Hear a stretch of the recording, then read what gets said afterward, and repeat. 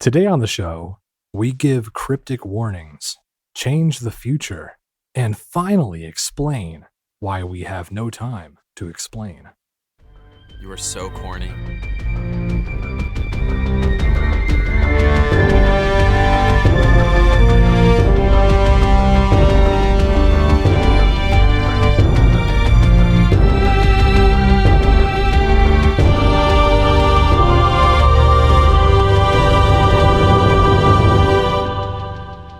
Welcome to Lore Party, the podcast that explores the stories, characters, and universes of our favorite video games. I'm Connor. And I'm Kevin. And we have some very special guests with us on this episode. I'm extremely pleased and excited to introduce Orchid and Ellimist, the hosts of the Guardians of Lore podcast. How you doing, guys? Good. How are you?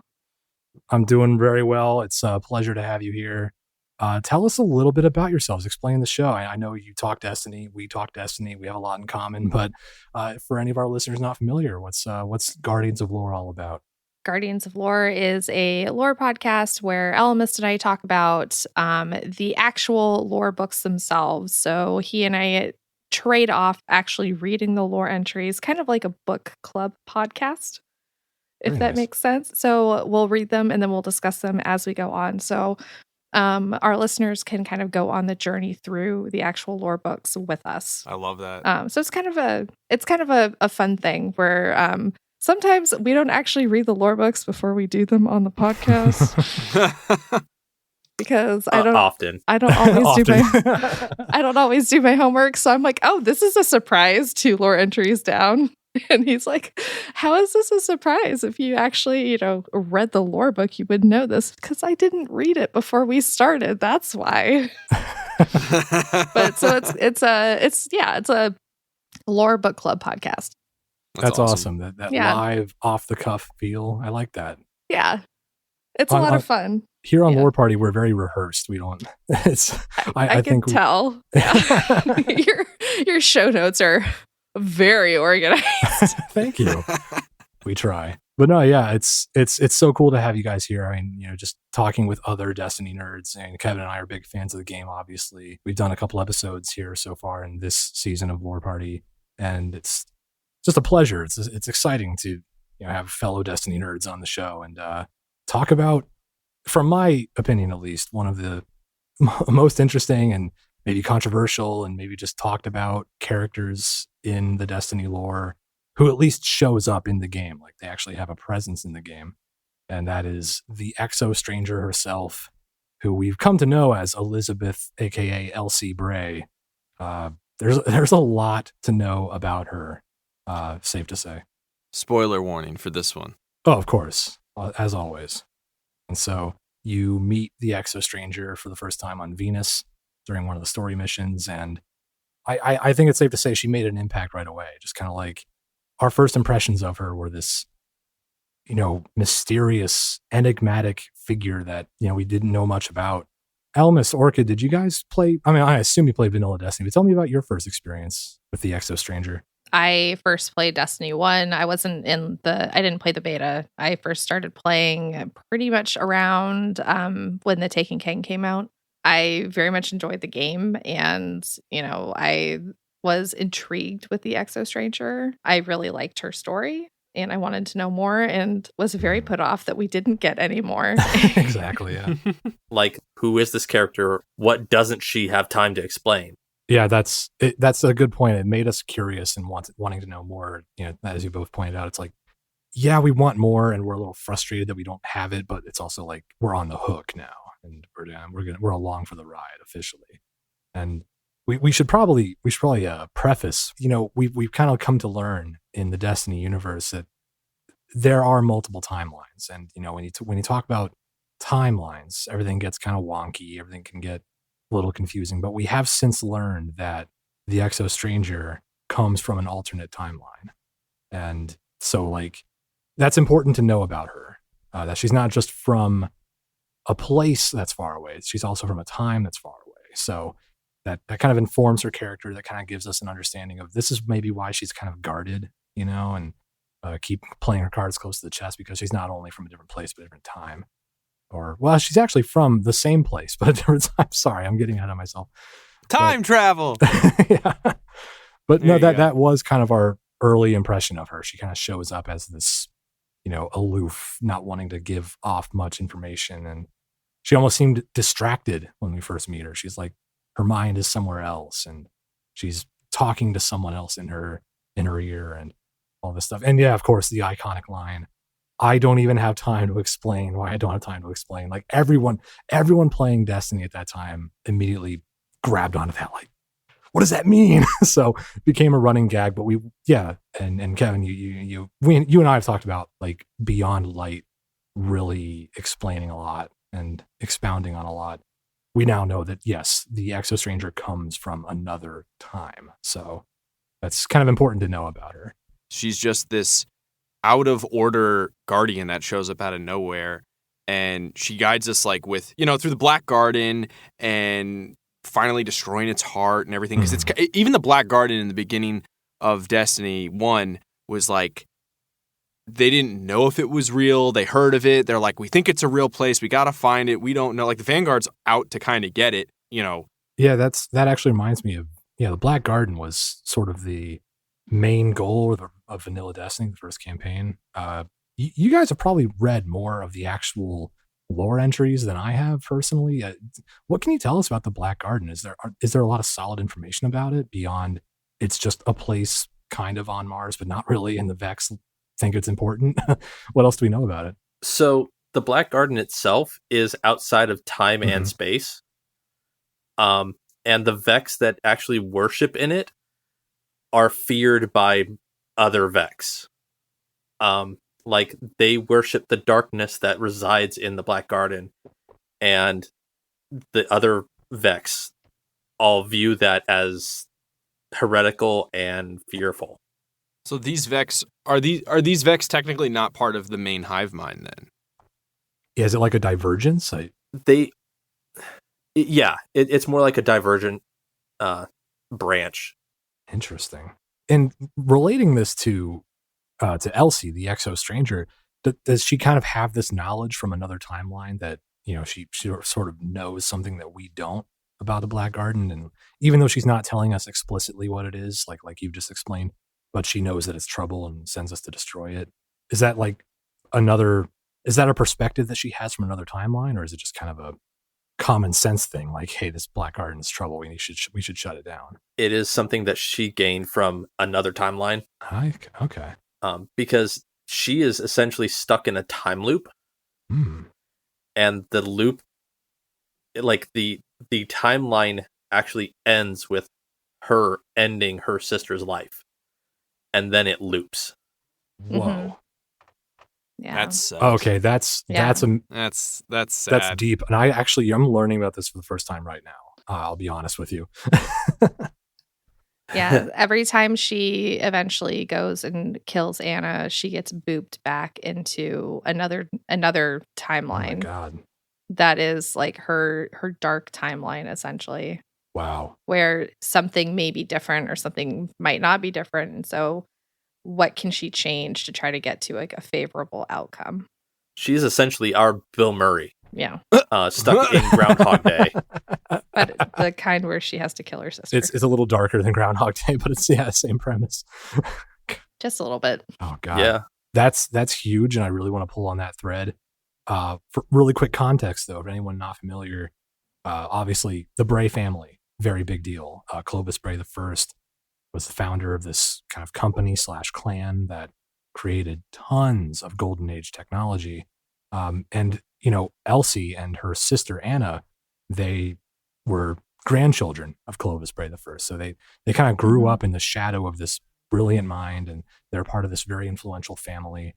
And yeah, that family tie is something that Elsie kind of carries with her through her time travels. And this time loop thing, I literally did not know about. So like, she lived through the Golden Age. She lived through the collapse as an Exo. So she has that perspective of a time before the collapse that most Guardians don't have. So she has all this knowledge that she's burdened with. She has this connection to her sister that she's burdened with. How exactly does she get to this place where she needs to kill her sister in this time loop? How does that happen? So, and this is all based off of the Dark Future lore book. Essentially, Keitel, Aramis, Savathun, like all the enemy forces actually gang up on the city and wipe most of humanity. Whoa. Elsie is one of the survivors. So she tries to rally the troops and she's like, all right, we need to just do something. We need to save people. So she hatches up a scheme to go after who is then the hive god, Eris. Eris Morn? Oh, Yes. no way. You guys are blowing my mind right now. I'm sorry. Like, I feel like such a noob. Zavala gives like, and I had that same reaction. Okay, good. Zavala gives this iconic like WTF moment of Savathun was just a puppet. Wow. The real threat is Eris Morn. Wow. And Elsie and Anna and Zavala are gathering their forces to storm essentially Eris's keep. That's when Anna actually betrays Elsie. Oh, wow. And there's an actual fight between the two sisters. And it ends with Elsie taking Anna's life. And then it causes the loop. Whoa. That is crazy. So during this loop, Elsie goes back in time to kind of our timeline, or is it, and that's like she's trying to escape essentially from? Yeah, she's trying to make sure that her future, the dark future, does not happen. Gotcha. Which is why she interacts with our guardian the way she does. I see. Why not just go back in time and kill baby Eris? Like, why not? Like, that's what I'm. So I know a decent amount about this too.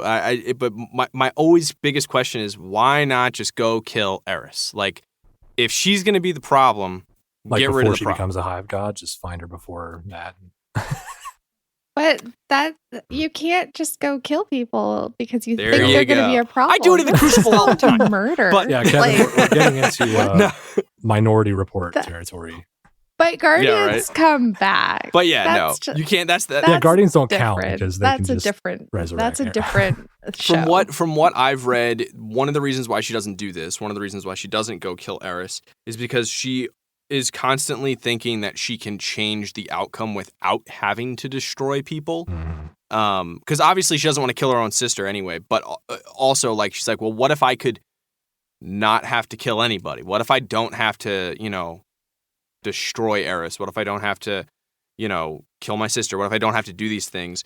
And I think that is kind of commendable as a guardian, because like you yourself as a guardian are immortal. So death as a concept with you as your relationship with death is completely different than somebody who is obviously not a guardian. Yeah, it sounds like she's trying to find a better way. Just find a way to go back in time at the times where she can make a difference. Like, find the points in the timeline where she can make a difference and guide our guardians, the player characters, in subtle ways. Like, hey, here's how you can keep the darkness from, gathering too much power or uniting and crushing us. Like, here's how you can avert my future. So it's like not a blunt force solution. It's kind of making subtle changes where she can.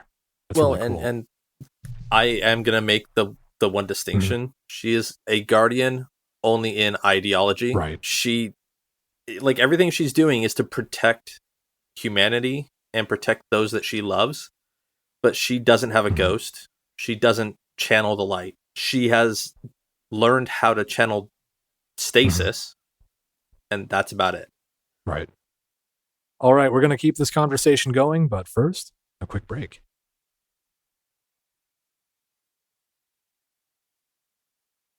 All right, so we meet Elizabeth now, basically, in this new Beyond Light stuff. But then, like, she started using this weird ability, as we all know, that is super OP.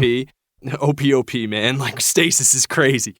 And, like, it's really risky. Like, she kind of even tells you, she's like, hey, like, here's the power that I have. She literally comes out of nowhere with this new power that's like crazy. And she's like, oh yeah, you could do it too. It's by harnessing the darkness. And you're like, wait, what?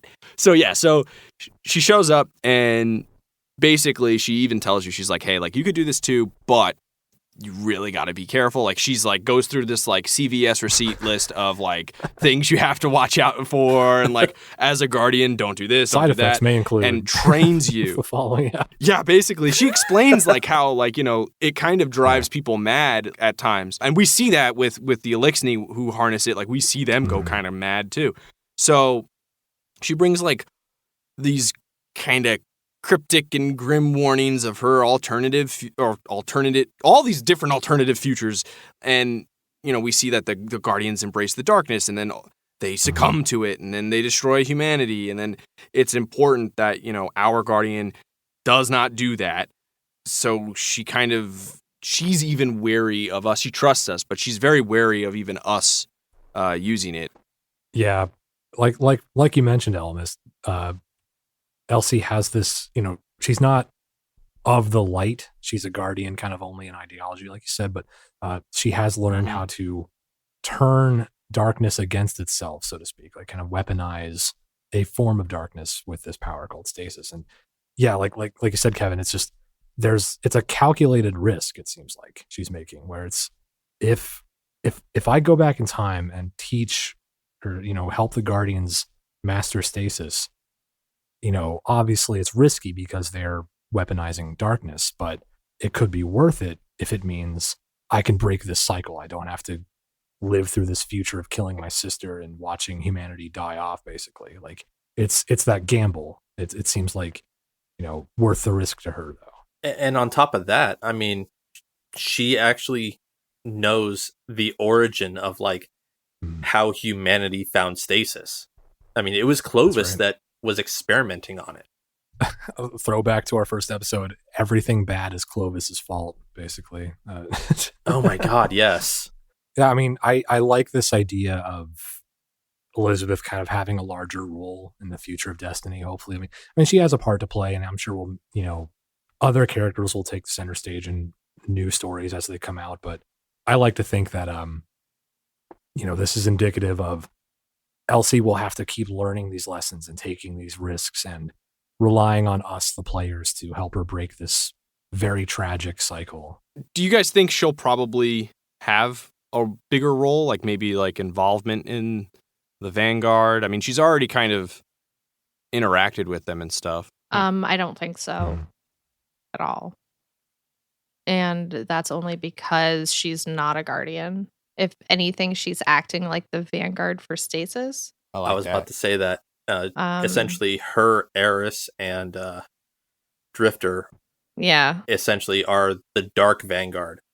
So we've kind of gone over who she is. Like, she's a member of the Bray family, granddaughter of Clovis Bray, grandfather, she's really closely tied with his experiments, quite literally becoming an Exo.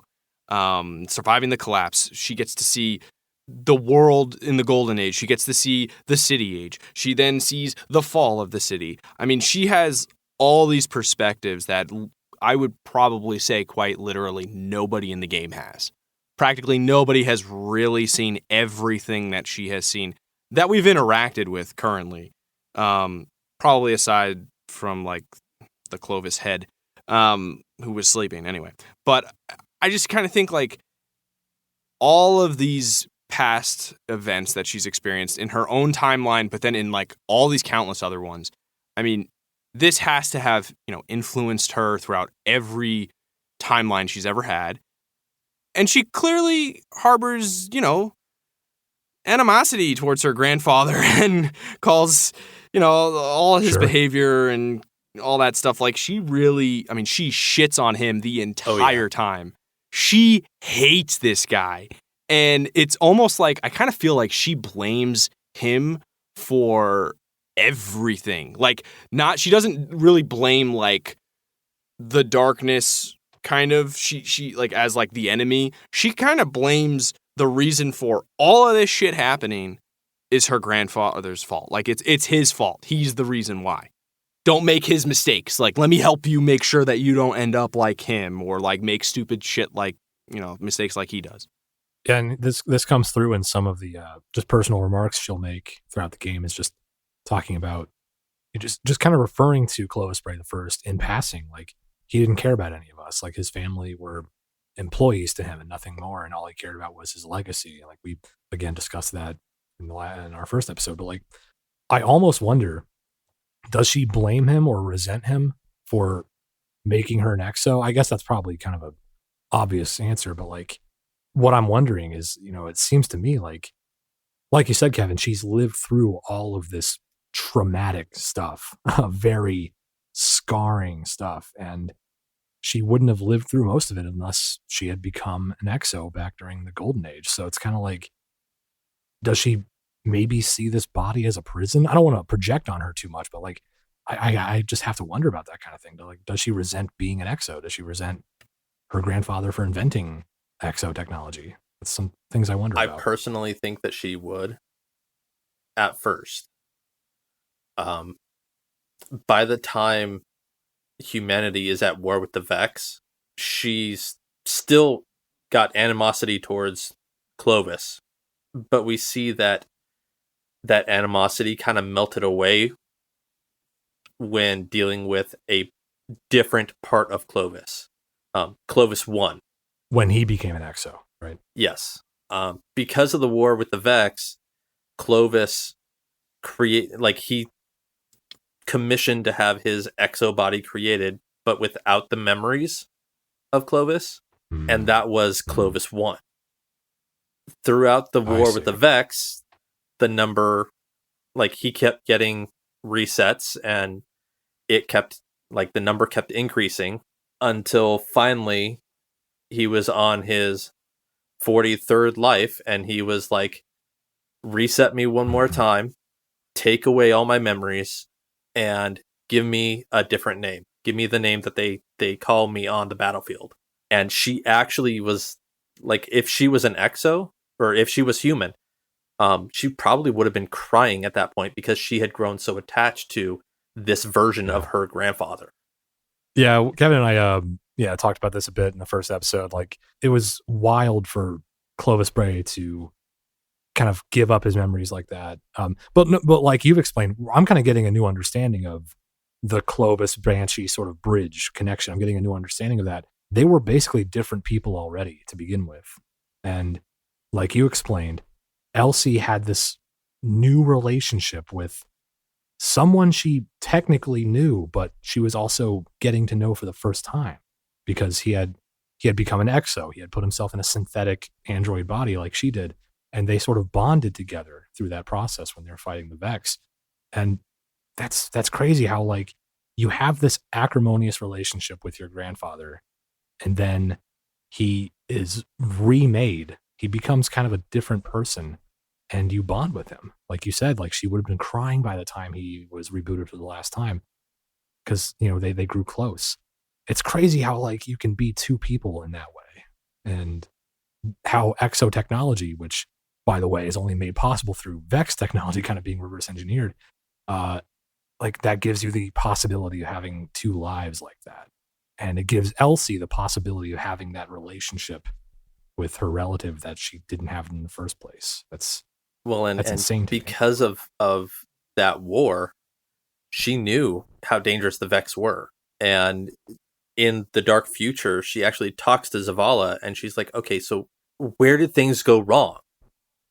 And he talks about, well, yeah, we sent some Guardians into the Black Garden, and they came out wrong. Like, we just had them doing reconnaissance, and they came back just different.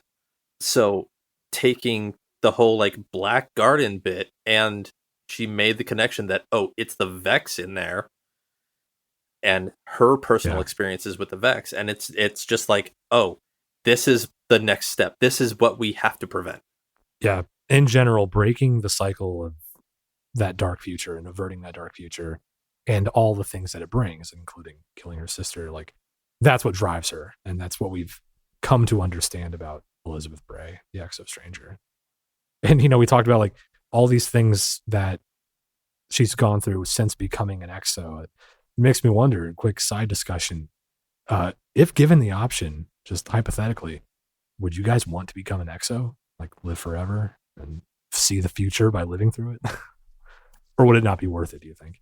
Me personally, I don't know. I honestly, like, I really don't know. Yeah. I really like food, like a lot. Like, I love food, man. So, Exos still eat? yeah, but is it the same? Like, I'm thinking like the Matrix. Like, how did the robots know that, Tasty Wheats would taste like Tasty Wheaties? Like, how would they know? Chicken. Is that why everything tastes like chicken? Like, you know what I mean? Like. The Matrix is telling me the steak is juicy. Exactly. So, I don't know. I mean. Yeah. Now, see, my thing is, my body tends to hate me a lot, so Sure. I would gladly take up anybody on that offer. Just do it now. I know, waiting. Well, because like I'm constantly sick. I'm constantly like having issues with body parts. So like, yeah, I would totally become an Exo right now to not have to deal with all that. I get that. What about you, Orchid? What's the call there? I probably would, because I've always wanted like a hot robot body. That's like always been a goal of mine, because I always want like cool like blade legs or something. Especially that's a dream is like cool blade legs. Something just like really neat like that. Like run faster, jump higher. Extra brain space so I can just like download more things and like have more knowledge and like better eyesight, and it just like lots of upgrades. So probably. So would you guys say that since Elsie is still number one, would you say that, her entire experience, like, that's got to be, I don't want to say the ultimate experience, but that's got to be like a pretty damn different experience than most Exos. Yeah.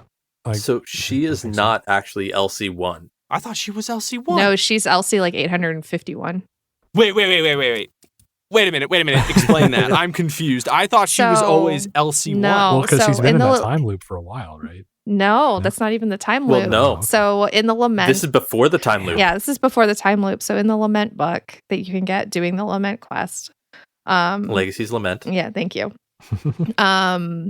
There is a part where... God, I think it's entry 6. There is a part where you can go and she's talking to Reba 3, her friend, who she doesn't know is her friend, but Reba does know that she's her friend, and tries to tell Elsie to go to Clovis's office.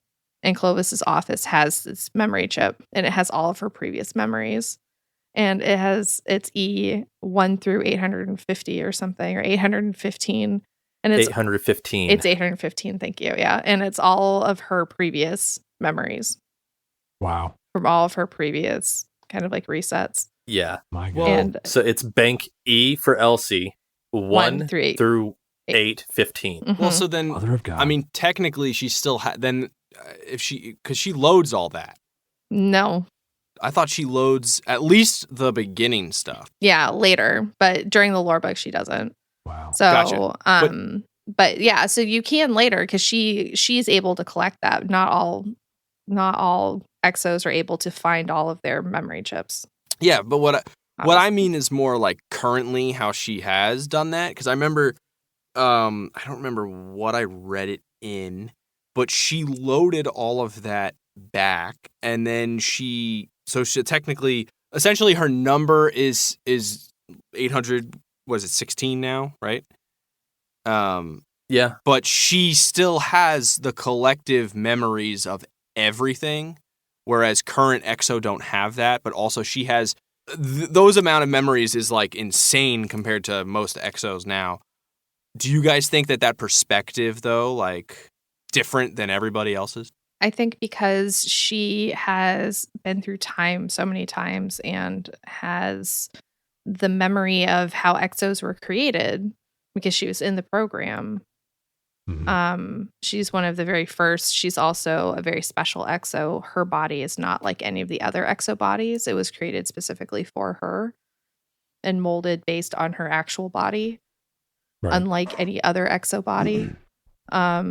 So it has many upgrades. Also, it is more thick than the other Exo bodies, and there is It's got some curves to it. it's got Elsie thick. She's a real it's- Exo. She's a royal Exo, yeah. She's a royal Exo lady.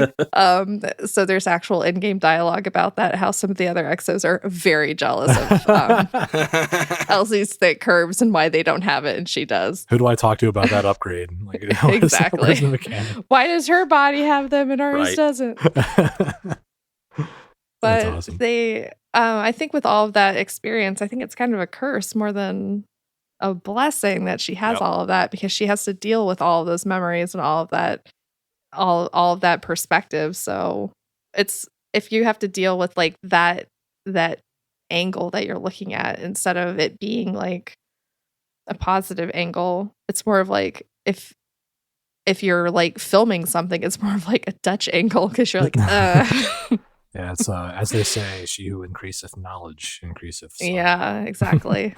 Yeah. Because I mean, how, like we were talking about, like how many times can you kill your sister and it be okay, even if you're not close to her? Because Yeah, really. Elsie specifically, she was a lot like her grandfather in as much as that she's not very sentimental, and she chooses to be very, very much more like a robot than other Exos. She doesn't want to be human. So with that in mind, like, how much does she really want to, I guess, like, how, like, what does that perspective force on her? Does that make sense? Does she really Like- want to save everybody, or is she doing this Yeah. for some personal, like... I don't know if she's doing it for a personal reason. I think she's actually just trying to like save all of humanity Hmm. and just like get out of it. Yeah, it's almost like a grim responsibility that she doesn't really Yes. feel strongly about. It's just something Yeah. that she knows she has to do. It's a grim resignation that like she is the only one with the information. She's done Right. it so many times. She has to be the one that does it.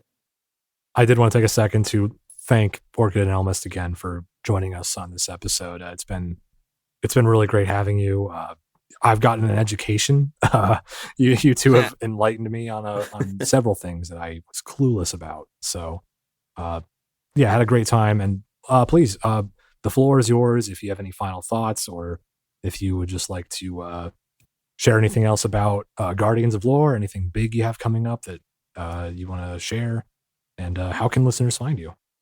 Let's see. We just finished recording a bunch of episodes from like the newest lore books that you can finally get in game.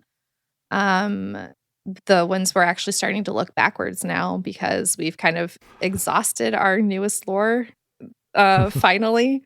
So we're starting to look back towards like Yeah, Luna's Lost nice. and things like that. So we're very excited to kind of take a step back, because like we said earlier, we're kind of at that part of the season, even in our own podcast, where we can be like, okay, phew, we're finally at that point where we can look back and see at things that we've been wanting to do but haven't really had the time. We're also looking towards doing like a Vault of Glass episode, since Vault is coming out soon. And for me, that was the one raid that I've done like 80 times. I don't raid Yeah, that was my at all. Ellimist is like Ellimist is the big one that raids out of the two of us. Like, he's a big PvE sweat. I'm the one that does trials every weekend. Yeah. So I'm the lighthouse person that goes and visits the space pigeons. He's the one that does the raids. Does flawless on the raids. He does flawless raids. I do Hell yeah. flawless trials. The Nice. two masters of the different schools. I like it.